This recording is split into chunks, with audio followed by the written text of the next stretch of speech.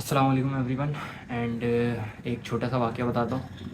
नबी अलैहिस्सलाम और हज़रत अबू बकर रज़ी अल्लाह ताला अन्हु साथ बैठे हुए होते हैं एंड कुछ लोग आते हैं और हज़रत अबू बकर रज़ी अल्लाह ताला अन्हु को अब्यूज़ करना शुरू कर देते हैं। बुरे बुरे अलक़ाबात से पुकारते हैं और तरह तरह की बातें करते हैं और हज़रत अबू बकर ख़ामोशी से सुनते रहते हैं। लेकिन थोड़ी ही देर बाद हज़रत अबू बकर का कंट्रोल जो है वो लूज़ होता है एंड हज़रत अबू बकर उनको जवाब में उन्हीं के अल्फाजों से जो है रिस्पॉन्ड करते हैं। तो रसूल सल्लल्लाहु अलैहि वसल्लम जब ये देखते हैं तो वहाँ से उठ के चले जाते हैं। तो हज़रत अबू बकर बाद में रसूल सल्लल्लाहु अलैहि वसल्लम के पास जाके पूछते हैं कि जब वो लोग मुझे अब्यूज़ करते रहे तो आप ख़ामोश थे एंड जैसे ही मैंने उन्हें रिस्पॉन्ड किया तो आप वहाँ से उठ के चले गए, इसका क्या आखिर क्या रीज़न है? तो नबी अलैहिस्सलाम फरमाते हैं कि जब तक वो लोग तुम्हें अब्यूज़ कर रहे थे तो जवाबन एक फ़रिश्ता उनको उन्हीं की ज़बान में रिस्पॉन्ड किए जा रहा था, लेकिन जैसे ही तुमने उनको अपने तरफ से रिस्पॉन्ड किया उन्हीं के अल्फाज़ों में, तो तब जो है फ़रिश्ते चले गए और शैतान आ गया, और जहाँ पे शैतान होता है वहाँ पे मैं नहीं बैठता, यानी रसूल सल्लल्लाहु अलैहि वसल्लम नहीं बैठते। सो 23 फरवरी को राइजिंग स्टार्स 3.0 हुआ, बड़ा बेहतरीन सुपर फाइट इवेंट हुआ एंड मतलब बहुत ज़बरदस्त सुपर फाइट्स का दिन था वो इवेंट का। एंड जैसे ही समझ लें वो इवेंट गुज़रा, मंडे को मैंने फ़र्रुख भाई को मैसेज किया वीडियोस के हवाले से। तो उन्होंने सिंपल यही बोला कि मैंने उनसे पूछा था, इजाज़त मांगी थी कि मैं अपने चैनल पे अपलोड कर सकता हूँ कि टॉप 10 वीडियोस मैंने बना के रखी हुई हैं, एडिट होके सब चीज़ रेडी है। तो फ़र्रुख भाई ने बोला कि पहले ऑफिशियल पेज पे अपलोड हो जाए, फिर उसके बाद तुम अपने जो है चैनल पे अपलोड कर देना। तो मैंने बोल दिया तकरीबन कितना टाइम लेगी वो। तो उन्होंने वही चीज़ें बताई कि देखो एडिटर कितना टाइम लेता है, क्या मामलात होते हैं, कैमरे से डिवाइस में शिफ्ट होने में कितना टाइम लगता है। उसके बाद आई थिंक वेडनेसडे या थर्सडे को मैंने अता भाई को मैसेज किया वीडियोस के हवाले से। तो अता भाई ने मुझे यही कहा कि संडे से पहले अपलोड हो जाएंगी वालेकुम अस्सलाम। चांद इंशाल्लाह संडे से पहले पहले ना हो जाएगी ये फाइनलाइज। वीडियोस।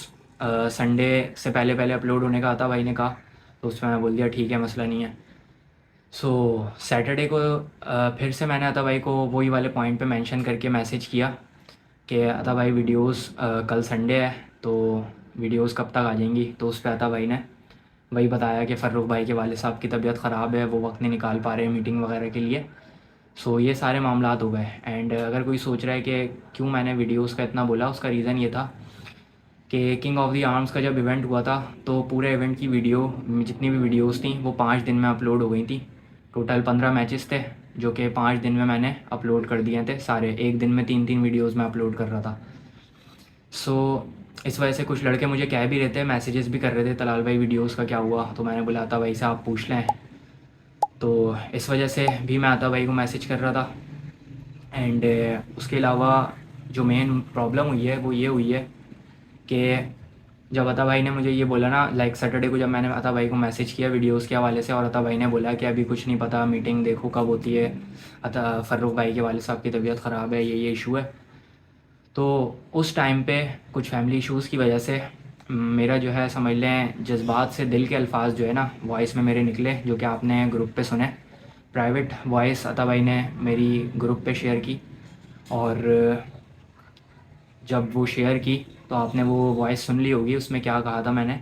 तो उस पूरी वॉइस का मेन मकसद मेरा यही था कि मैं जो है अता भाई को एटलीस्ट ये बताऊं कि जब किंग ऑफ द आर्म्स की वीडियोस इतनी जल्दी आ गई थी तो फिर राइजिंग स्टार्स में इतना टाइम क्यों लग रहा है, और इसके अलावा कोई गलत इंटेंशन नहीं थी।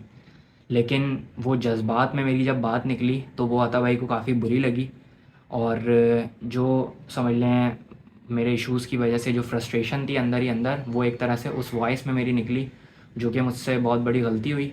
और बाद में मुझे फिर एहसास हुआ, मैंने अता भाई से सॉरी वगैरह भी की। एंड समझ लें कि मतलब उस पूरे मैटर की जो मैंने वॉइस में बोला है उस सब की रिस्पॉन्सिबिलिटी मैं ख़ुद लेता हूँ, और मैं मानता हूँ कि मैंने दिल से जो है गलती की है, जो कि मैं एक्सेप्ट करता हूँ कि मेरी गलती थी, मुझे ये नहीं करना चाहिए था। लेकिन बात यहाँ तक ख़त्म नहीं होती।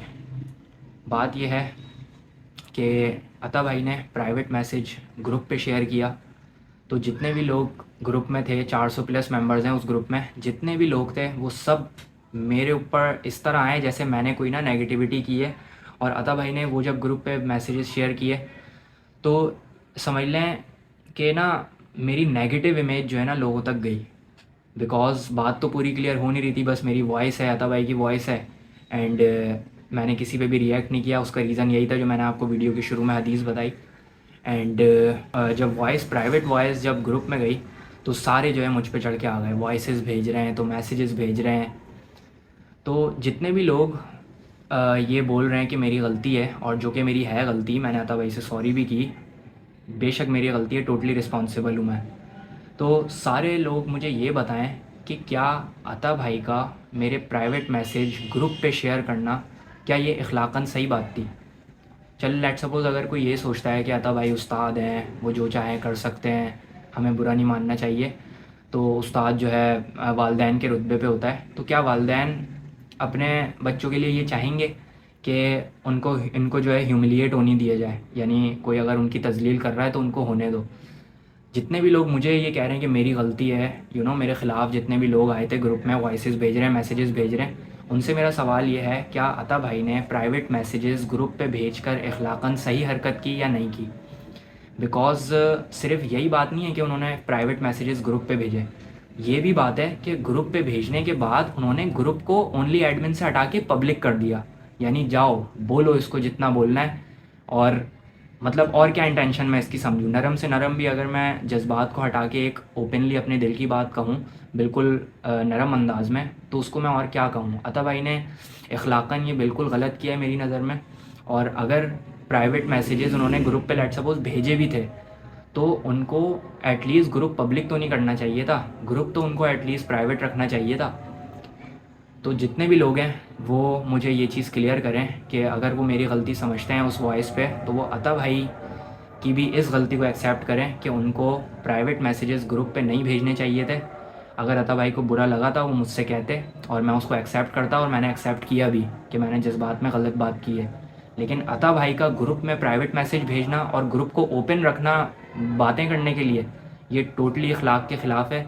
और अता भाई वो बंदे हैं जिनकी कम्युनिटी में मैं सबसे ज़्यादा रिस्पेक्ट करता हूँ, ठीक है? उनसे चीज़ें भी सीखी हैं। डायरेक्ट मेरे अता भाई उस्ताद नहीं है। अगर अता भाई ये क्लेम कर रहे हैं कि मैं तलाल का उस्ताद हूँ, तो अता भाई मेरे डायरेक्ट उस्ताद नहीं है, लेकिन अता भाई से काफ़ी चीज़ें सीखी हैं।